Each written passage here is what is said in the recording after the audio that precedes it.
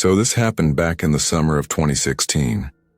It was one of those awful muggy heat waves where even the air feels heavy, like you're trying to breathe through a wet blanket. I was 17 then, and my little sister Maddie had just turned 15. We lived in a small town called Maple Hollow. Nothing exciting, just rows of houses and the occasional strip mall. Everyone knew each other, which made what happened even weirder. That summer, our parents were going through a fun phase, which meant they were out a lot. Bowling, comedy clubs, trivia nights, you name it. Maddie and I were pretty used to being left home alone, especially during the week. She and I had this thing where we'd call or FaceTime before bed almost every night, just to check in. Even though we lived in the same house, we spent a lot of time doing our own things. Me in the basement gaming, her upstairs watching shows or talking to friends. Anyway, one Tuesday night, I was down in the basement playing FIFA with my friend Diego. We had a pretty intense rivalry going, and I was just about to score when my phone lit up. It was Maddie, right on time. I always knew when she'd call, 9:30 on the dot. Like clockwork, I paused the game and told Diego we'd finish after the call. Maddie sounded kind of off that night, though. She asked if I could come upstairs for a bit. I laughed and said no way. I was sweating buckets in the basement and wasn't about to go upstairs just to sit in more heat. That's when she said something weird. The front door was open when I went to get water. I paused. Wait, what? Did Mom and Dad come home early? She said no. Their car wasn't in the driveway. She figured maybe she forgot to close it earlier, but she wasn't totally sure. I told her to just lock it and check all the windows, trying to play it cool. But something about her voice didn't sit right with me. It wasn't panic, it was like she was trying not to sound scared. Then she said she was going to make some mac and cheese and would call me back in a few minutes. I hung up and told Diego something was weird. He laughed and said I was being dramatic, but I didn't jump back into the game. Instead, I just sat there, phone in hand, watching the screen. 10 minutes passed, no call. I figured she got distracted, so I FaceTimed her. No answer. I waited 5 more minutes and tried again. This time, she picked up. The camera was shaky. She was walking through the living room, heading upstairs. The lights were dim and I could hear the creaky old floorboards groaning under her feet. She whispered, "This is so weird." The front door's locked now, but I didn't lock it. I asked her what she meant. I didn't go back to lock it, but now it's locked, and I didn't hear it shut. Her voice was soft, almost like she didn't want anyone else to hear. I told her to go check the house just to be sure. She said she did, but didn't see anyone. She thought maybe she was just overthinking it. Then she laughed nervously and said, "Watch someone be hiding in my closet or under the bed." I tried to laugh too, but it came out weird, tight, forced. She walked into her room and flopped onto her bed.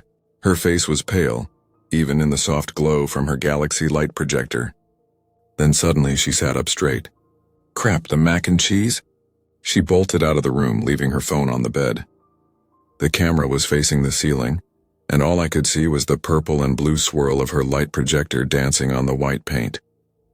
I sat there watching, listening, and then I heard a creak, not from downstairs, from her room. It was faint, but it was definitely there. Another creak. Then a soft shuffle like fabric dragging across carpet. I leaned in closer to the screen, holding my breath. Then I saw it. A face.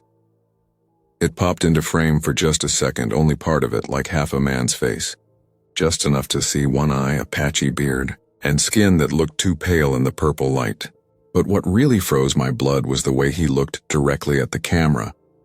Not just at it. Through it. Like he knew I was watching, and then he was gone. I couldn't breathe. I stared at the screen, hoping I imagined it, praying Maddie would come back in before... No, I had to do something. I didn't know her passcode. I couldn't call our landline because we didn't have one anymore. My brain was spinning. Then I remembered the house phone in my room was still active, mostly used for junk calls, but it worked. I left her FaceTime running, bolted upstairs, grabbed the phone, and dialed 911. My voice was shaking. I told the operator everything as fast as I could. Our address, that I was on a FaceTime call with my sister, and that there was someone in her room. She stayed on the line with me. I ran back to my phone and picked it up just as Maddie walked back into her room with a steaming bowl of mac and cheese in her hands. She was smiling again, talking about how she nearly forgot to put in the cheese packet.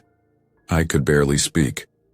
That man could have been under her bed, in the closet, still in the room. I didn't know. I had to get her out, but without making her panic. So I said as calmly as I could, "Hey, Diego's outside.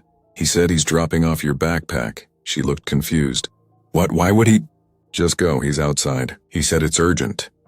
She hesitated, but then slipped on her slides and walked downstairs. The moment I heard the front door close behind her, I yelled into the call, "Run to the neighbors. Right now, someone's in the house." She froze, dropped her bowl, then she ran. I could hear her crying and knocking on the neighbor's door. They opened it almost immediately, thank God. I jumped in my car and raced over. By the time I got there, the police were already inside the house, searching every room. But whoever was there was gone. No open windows, no broken locks, no sign of forced entry.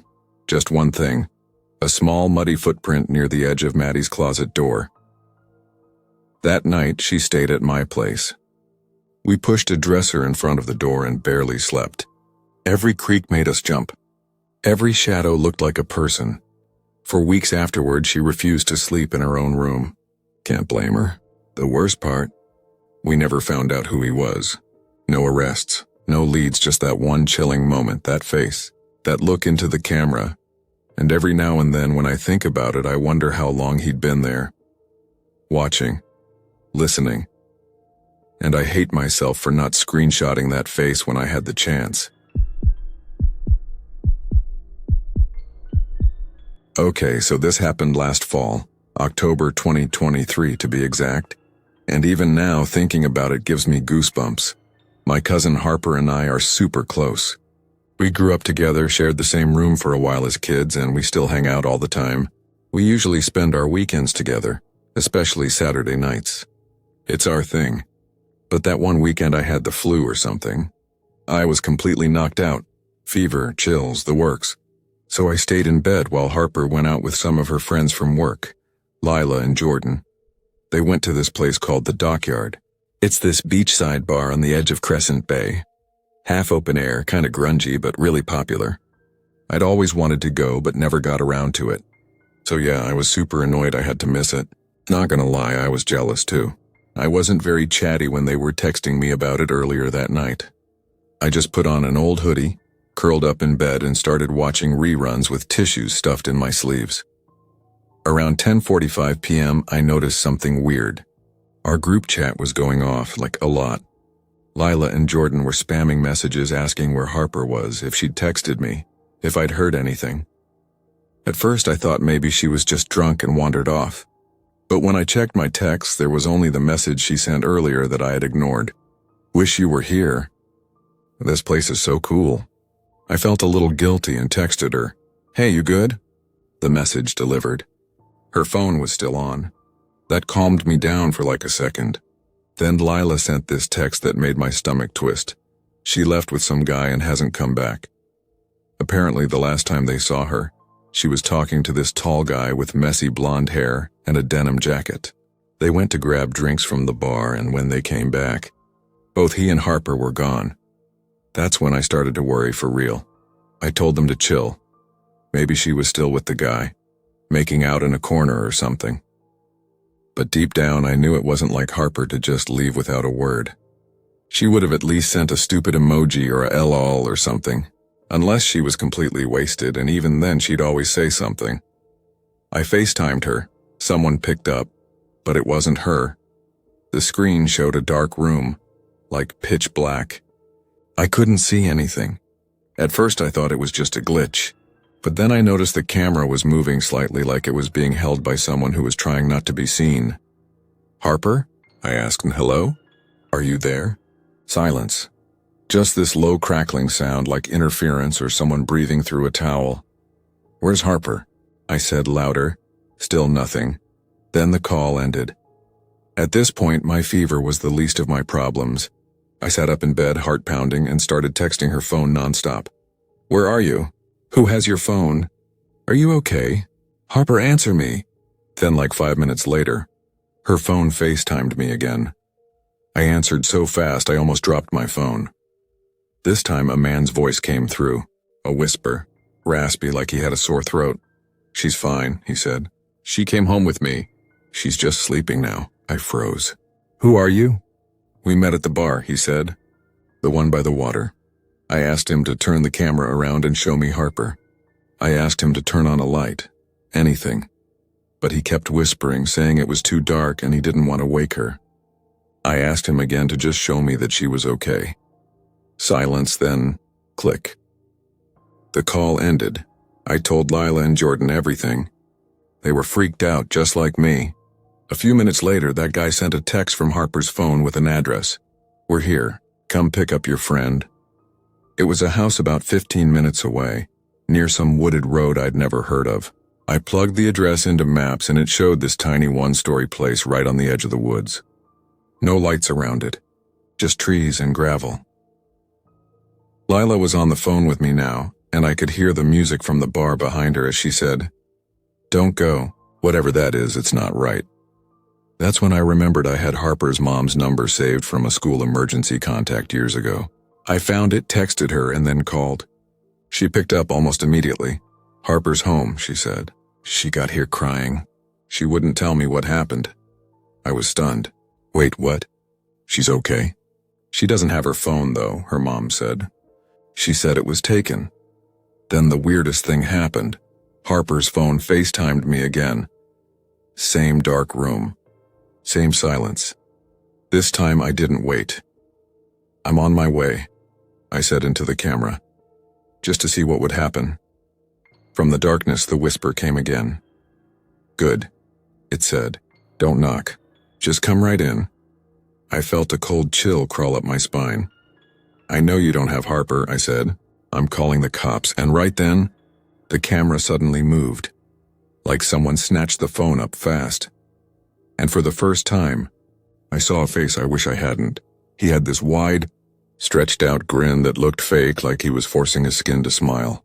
His eyes were huge and glassy, like he hadn't blinked in minutes. His face was pale, thin, with patches of something, maybe dirt, all over his cheeks. He stared right into the camera, smiling that awful smile. Then the screen went black. I dropped the phone. Later, Harper told me what really happened. She had left with the guy, thinking he was cool. They got into a car she thought was an Uber, but something felt off almost immediately. The driver and the guy were way too familiar with each other, talking in low voices like they had done this before. She started asking questions, but they just kept dodging them. When the car slowed down at a red light, she unlocked the door and bolted. She didn't even look back. She realized she didn't have her phone. Maybe she dropped it, maybe one of them had it. She found a gas station nearby, borrowed someone's phone, and called her mom to come get her. They went straight to the police. I met them at that creepy house from the text, but stayed back because I didn't want to get anyone sick. The cops knocked, but no one answered. They said they couldn't do much without a warrant or emergency. They told us to call 911 again in the morning. We did. The next day, a different officer went with us. This time someone answered. An old man with a cane. He looked confused and grumpy and said no, he didn't know anything about a girl or a phone or a man. He said he lived alone and hadn't heard anything strange. Harper said she wasn't sure, but she thought he might have been the driver. His voice was similar. His eyes too, but nothing came of it. Her phone never turned back on. The last location stayed stuck on that weird little house in the woods. We still don't know what exactly happened that night, who that guy was, why he kept calling me, or how he had her phone. All I know is this. Harper was one decision away from disappearing for good, and someone out there still has her phone. Watching, waiting, smiling.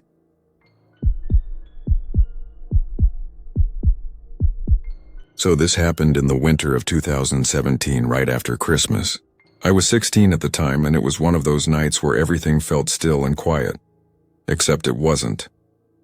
I was home with my cousin, Benny.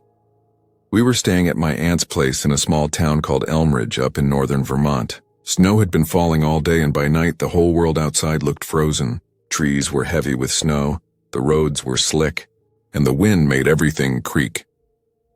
My aunt and uncle had gone to visit some family out of town, so it was just me and Benny. I was in the upstairs loft, where I'd set up my laptop and headset, playing some game I was way too into. Benny was in his room downstairs, probably on his phone or watching some weird YouTube video. We weren't really talking much, just doing our own thing. Around 9 p.m., Benny knocked on my door and asked if I could drive him to his friend's place a few streets over. I wasn't thrilled about leaving the house in that weather, but I said sure. I had my aunt's Jeep and it was made for snow. So we bundled up, got in the car, and I dropped him off. His friend Mason only lived like 5 minutes away, so I was back in no time, maybe 15 minutes tops. When I got back, the house looked the same. Lights off downstairs. Super quiet. I kicked off my boots, brushed the snow off my jacket, and headed back up to the loft. I got back into my game, started FaceTiming my best friend Leo, and just chilled. We do this all the time, chat while playing. I had my phone propped up on the desk, angled so he could see me while we talked. Everything was normal. Until it wasn't. About an hour into our call, I heard a sound from downstairs. Just this soft thump, like someone had dropped a shoe or maybe bumped into a table. I paused my game and said, "You hear that?" Leo didn't. He figured it was just Benny coming back. That's what I thought too at first. Or maybe the cat. My aunt had a big orange cat named Tango, and he was always sneaking around, knocking stuff over. But then maybe 5 minutes later, Leo got really quiet and said, "Dude, someone's behind you." I laughed. "What?" He leaned closer to his camera. "I swear I just saw someone peeking around the corner, behind that wall near your stairs." Now, the loft was set up weird. The stairs came up from the kitchen below, and there was a half wall, like a partition, that separated the stairs from the main part of the room where I was. If someone came up quietly and crouched, I wouldn't see them unless they peeked out. I spun around in my chair. Nothing. "You sure?" I asked, suddenly feeling this tight, crawling feeling in my chest. Leo looked dead serious. "I'm not messing with you." I saw a face. It ducked back. I stood up slowly, heart pounding, and called out, "Benny?" No answer. I took a few steps toward the stairs and peeked down. Empty. Now I was unsettled. I figured maybe Leo was tired and seeing things, or maybe Benny was messing with me. But still, something felt wrong. I went through the upstairs quietly. Benny's room was dark, door shut. The guest room was empty. Bathroom, empty. My aunt's room, nothing. Then I checked the front door downstairs. Locked. Deadbolt was still on. I started getting that crawling feeling again. That prickly sense that something was off. You know how the air feels when someone's standing behind you? Even if you don't hear them, it was like that. Still heavy. Then I remembered I hadn't seen Tango. That cat was always around, always looking for food or curling up somewhere weird. But now, he was nowhere. So I walked down to the den, which was this low, sunken room with thick carpeting and 2 big couches. It was darker than the rest of the house and kind of always had a spooky vibe at night. That's where I found him. Tango. He was hunched in the corner, behind one of the couches, staring straight ahead with his ears flattened. Not moving. Just staring. I whispered, "Tango?" He didn't even blink, and that's when I heard it. The softest sound, like the rustling of fabric. Like someone shifting their weight slowly, trying not to make a sound. It was coming from the other side of the couch. I froze. My mouth went dry. I stepped forward just 1 step, and I swear to God I heard someone exhale. Not loud, not a gasp. Just breath, like they were trying to hold it in but couldn't anymore. I backed away slowly, not taking my eyes off the couch. I didn't scream. I didn't even run. I just turned, walked calmly upstairs, grabbed the house phone, locked myself in my room, and called 911. Leo was still on FaceTime, whispering, "What's going on? What's happening?" I told him everything. The dispatcher kept me on the line until the cops showed up. They were there fast, maybe 7 minutes. When they arrived, I met them at the front door, hands shaking. I told them, "There's someone downstairs, behind the couch in the den." They didn't hesitate. One officer stayed with me while the others went down shouting loud, announcing themselves. Then I heard it. "Show me your hands." Hands up! They'd found him, right where I'd hurt him, behind the couch. Crouched in the same spot Tango had been watching, it was a man. Pale, mid-20s, wearing a thick winter jacket and a torn beanie. He had a hunting knife in his pocket. A big one. I didn't get a good look at his face, but the officers later told me he looked calm. Too calm. Like he hadn't been caught in the middle of something. More like he was waiting. That thought still gives me chills. The cops took him out in cuffs. He didn't say a word. Later they found signs that he'd come in through the back door, which I hadn't locked when I left to drive Benny. I always locked it. Except that night, we found footprints in the snow leading up to the back deck. Just one set, his, and handprints on the glass like he'd checked the door quietly before slipping in. Here's the worst part. They think he got into the house while I was gone. Which means, when I came back he was already inside. Somewhere in the dark. Maybe hiding in the coat closet. Maybe crouched behind the couch the entire time I was upstairs playing games. Just waiting for what? I don't want to know. My aunt installed a full security system after that. Cameras, motion lights, the works. Benny and I never slept right in that house again, and I've never once left a door unlocked since. They said the man's name was Daniel Hughes. He had a record, petty theft, trespassing, but never anything violent. Until then, he was sentenced to 7 years. But time flies. Sometimes I wonder if he's